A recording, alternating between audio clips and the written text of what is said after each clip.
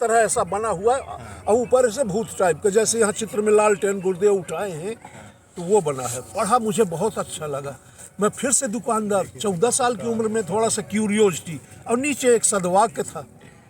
मैं गया, मैं कहा भैया ये जो पन्ना दिए थे वो किताब उसका फाड़े थे। बोले ये तो है।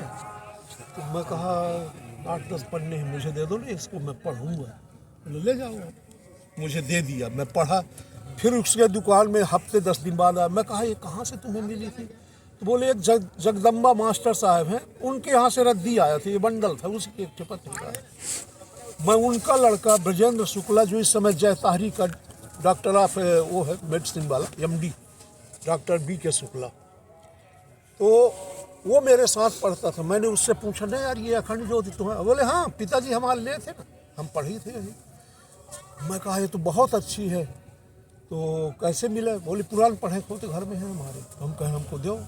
पढ़ना शुरू किया, 9वीं 10वीं 11वीं बीत गया।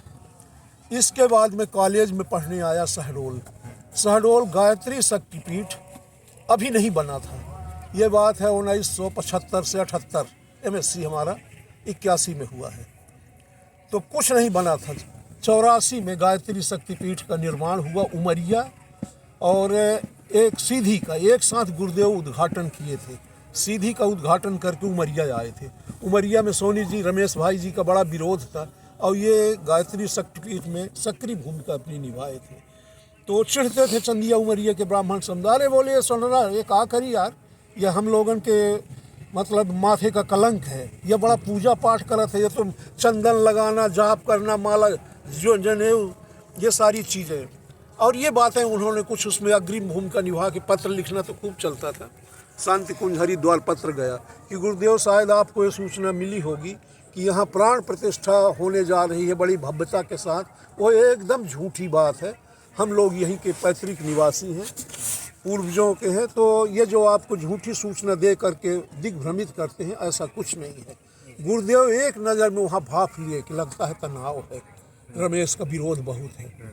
गुरुदेव का एक सिंपल पोस्ट कार्ड आया और उन्होंने कहा कि रमेश, व्यस्तता बहुत चल रही है बेटा, तू तो बड़ा नेक काम में लगा है, ऐसा कर कहीं स्थानीय कोई विशेष परिजनों को बुला करके फिलहाल उद्घाटन करवा ले, मैं देर से बेर कभी आऊँगा। ये आया तो एकदम शिथिल हो गए रमेश भाई, सब झंका मंका, जैसे लाइटिंग कोई न आए, टेंट लगे रहें। वो अपने स्तर से विचारे किए थे, बहुत निराश हुए। सोनी जी दूसरे दिन बैठ कर के हरिद्वार पहुँच गए और गुरुदेव के पास जाके पैरों में पड़ गए। इसके साथ ही वो कहे, आपका पत्र मिला गुरुदेव। कहीं तू निराश हो गया का? बोले नहीं गुरुदेव, लोग बाग बहुत निराश होंगे आपके न आने पर, क्षेत्रीयता में आपके लिए बहुत प्यास है। पीठ में हाथ रख के बोले जा, मैं आऊँगा, तैयारी कर। और सीधी का उद्घाटन हुआ। उसी समय उमरिया का कार्यक्रम शाम टाइम हुआ था।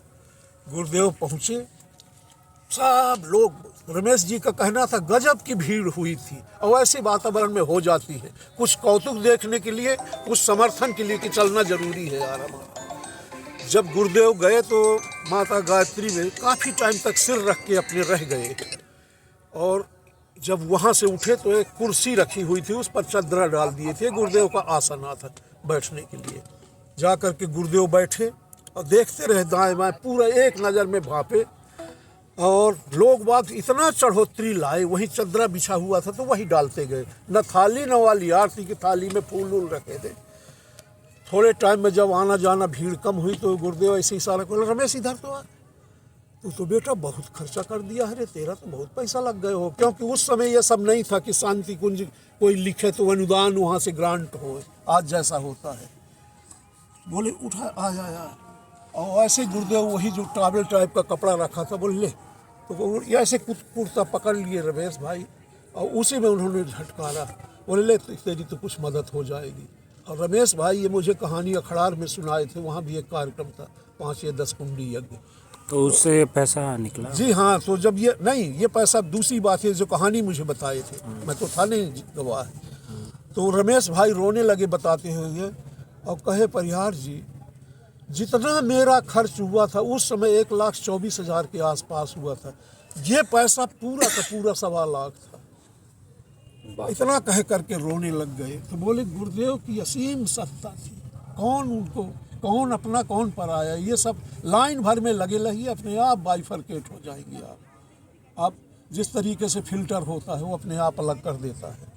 तो बोले वो चीज़ें हैं, हम कुछ ना सोचें किसी के बारे में। तो जहाँ आप हम लोग बैठे हैं, कुछ लोग सीनियर होते जा रहे हैं, कुछ यहाँ अभी कितने अच्छे अच्छे लोगों से सुनने को मिला, कितने लोग कैसी चीज़ें सुनाया करते थे। उसी अखड़ार में आए थे जो गुरुदेव की गाड़ी चलाया करते थे, और जो सीधी से उमरिया लाए थे गाड़ी में, वो उस कार्यक्रम में आए थे अखड़ार में, जहाँ सोनी जी थे। उनका एक हाथ कुछ ज़्यादा लंबा, ये एक दूसरे से लंबा। तो बोले, मैं कहा भैया आप कोई घटना बताइए ना, गुरुदेव गाड़ी में बैठते थे, क्या बात करते थे, क्या कुछ। बोले एक बार हम लोग बिलासपुर जा रहे थे, अचानक मार होकर के, जिसमें जंगल खूब पड़ता है। तो बोले गुरुदेव ऐसे एक जगह, बोले रोक तो रोक, वो पंडित जी हैं द्विवेदी, बोले रोक रोक गाड़ी। और बोले वहाँ कहीं कुछ नहीं, जंगल टाइप का था। रोके और गुरुदेव ऐसे उतरे और काफ़ी नीचे चले गए, और थोड़े 10-5 मिनट के बाद आए। तो बोले हम लोग सोचते थे कि लघु शंका या कहाँ ये कहीं कौन सी जगह चुने हैं। आ कर के गाड़ी में बैठे, बोले चल चल हो गई मुलाकात। तो ऐसी बातें थी उनकी, एक अलग जगह से कोई वार्ता जैसे हर समय होती है। तो इन सब चीज़ों को आज व्याख्या की जा रही है, घटनाएं घट चुकी हैं।